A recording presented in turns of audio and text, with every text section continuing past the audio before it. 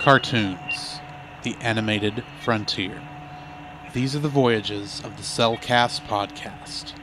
Its continuing mission to explore strange new cartoons, to seek out new animation styles and new creative storytelling methods, to boldly go where so few ever go again.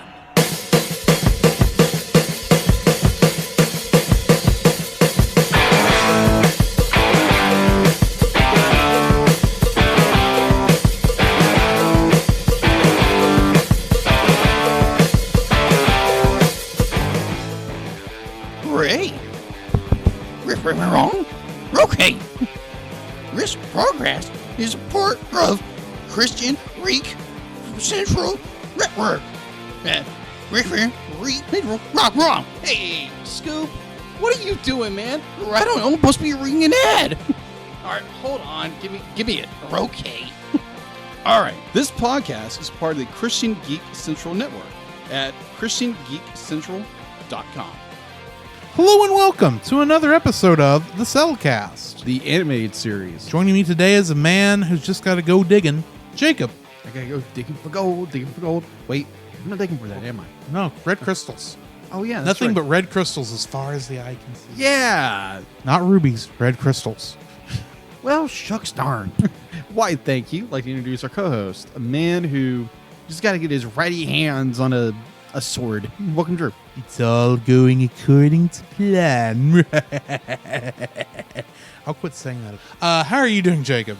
I am doing well. How are you? I'm doing good. So today we are reviewing Thundercats 2011, Season 1, Episode 20, The Curse of Ratilla.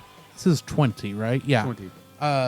Jacob, tell us about this. The Thundercats infiltrate the mines of Mount Plundar, where Rataro and his hench rats are hiding where Rataro and his hench rats are holding cats as slaves, where they learn the legend of the curse of the Sword of Plundar, which they must now retrieve while also freeing their people. Meanwhile, outside the mountain, Mumra's mechanized army is gathering, ready for an attack. Okay, getting into the trivia for this episode. This episode bears some similarities to the original 1980s Thundercats cartoon series episode, Thunder Cubs, Part 1. In both episodes, we are introduced to Ratilla, who is Rataro's ancestor, and who once wielded the Sword of Plundar. In both episodes, Ratilla was stopped by a young and beardless Jaga, armed with the Sword of Omens. And in both episodes, Jaga buried the Sword of Plundar deep in the ground. In the original cartoon, he threw it into a deep chasm on Thundera, while in this episode, he made a mountain grow over it on Third Earth. Neither the Wily twins nor Snarf appear in this episode. Yes. Well, admittedly, this would be an odd one for them to show up in. It would. And plus, they had their own little picture going on at the time. Yes. So, what do you think of this episode? We're getting a lot of flashbacks. Yeah. Recently. Obviously, it's to fill out more of the story, fill out more of the mythos of the story. Well, and yeah, we're getting more lore. Yeah, which is great, because more often than not, if you go back to, like, say, the 1980s show, you got a little bit of lore. Like, a little bit of here, a little bit of there, but not, this massive expanse of character development and mythos and background story. Like, this show is just chock full of just bits that you just want to gobble up of lore and history and character development, background, minus, not learning anything. There's a surprise. But it's an enjoyable episode. It's a very enjoyable episode. You get a lot more, like I said before, a lot more background with. It's one of the reasons I love this series. Love Thundercats 2011. It's one of the reasons I love this series, even though it never got its full series completion, and which we'll probably have to, the very end of it, talk about what was supposed to happen. Mm-hmm.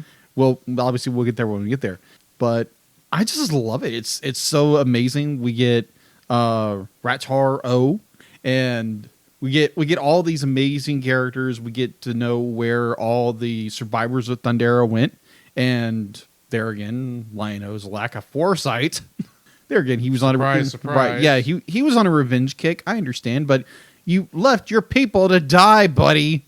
No wonder. Come on, really? Either way, He wasn't thinking. We already went Yeah. over this. yes, I'm aware. But sometimes you just want to bring it back up. Oh yeah, I brought it back up many times. Yes, we have. So yes, it's an enjoyable episode. You get introduction of new villains. You get Rataro. Rataro's It's Rataro. his lead henchman, which I'm drawing a blank on his name. Mordax. That's a good name, Mordax. Mordax at the very end turns on his master. Mm-hmm. It's like you can deal with it yourself. It kicks the sword towards the Lion-O, and it's like, oh no! Like this has got bad for for a main villain. This is gonna be good. Yeah. Just the episode itself. You have Tiger and Jitara volunteer to go down in the pit. The silly, not silly, but Tiger is genius plan to put cuffs on them, but not lock them. Yeah. Only for them to get locked. And he says, well, at least now our costume's more authentic. Yeah, exactly. You're thinking, shut up. You knew if you're going to get down there, they're going to have to take the cuffs off you. Yeah. So, anyway. Yeah, and Jaga put a curse on the sword of Plundar and its shield scabbard thing. Mm-hmm. And I thought that was interesting because it was like, oh, okay. Nice. That's what's taking so long, because obviously they know where it is. They've gone down there enough times. Yeah. Yeah, nice foresight, Jaga. For a change. For a change. Somebody in this team has foresight. And he's dead already. Well, he had some foresight, not a lot of foresight. Yeah, exactly. But it's just an enjoyable episode. It's a lot of fun to watch. Do we learn anything? Like, does Lino learn a lesson in this one? He doesn't learn a lesson in this one, other than perhaps Palmyra is easy on the eyes. Yes, that is true. And is it this one where... No, that's the next one, I think. No, it is this one, because they're trying to keep the Sword of Plundar from getting it. And she... Lino gives it to her, and she runs off with it, only to immediately get captured. Yes, I was like, thanks, Palmyra. It's like, Palmyra. Yeah. And so Lino has, to quote one Green Goblin, has a villain who's forced to make him make a sadistic choice. Save the girl or everyone else. Yeah. And of course he saves the girl, letting the Sword of Plundar go to Mumra. Yeah. But it's what you had to do. Yeah, exactly. Because you couldn't exactly let Palmyra die.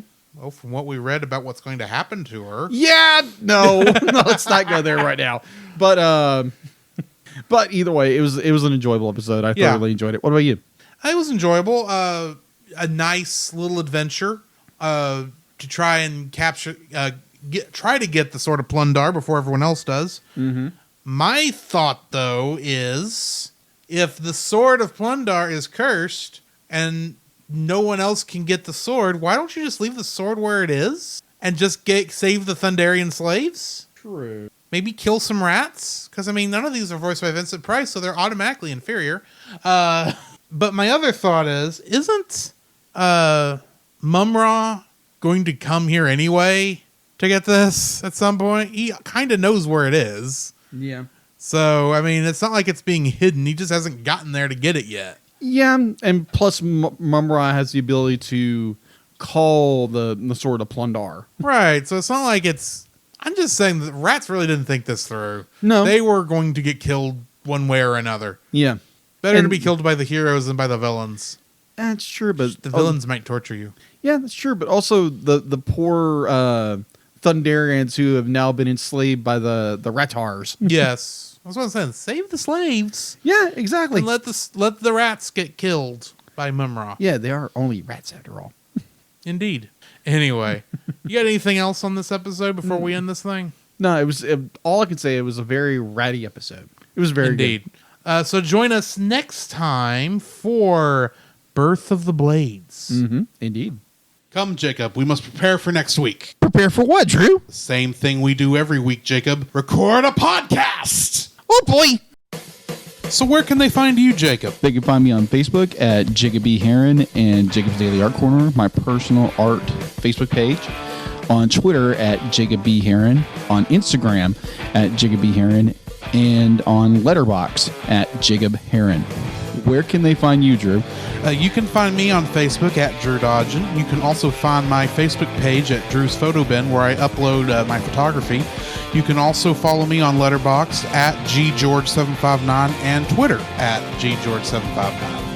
Where can they find us, Jacob? You can also visit our website, thecellcast.podbean.com, where you will find every episode we released and links to listen to it on Apple Podcasts, Google Play, and Stitcher. Our RSS feed, if we aren't in your favorite podcast app directory, please share, review, and subscribe to us there and share us with your friends. You will also find a link to our Facebook group, the Double Feature Podcast Community, where we talk about both animated and live-action movies. We share this with our other podcasts, which we do with Jacob's brother Jim, at the Movie of the Week podcast, where we talk about live-action movies. You can also email us at thecellcastpodcast@gmail.com. Also, please like our page on Facebook. We try to post about upcoming movies. If you comment on that movie's post before we record, we'll read your comments in the episode.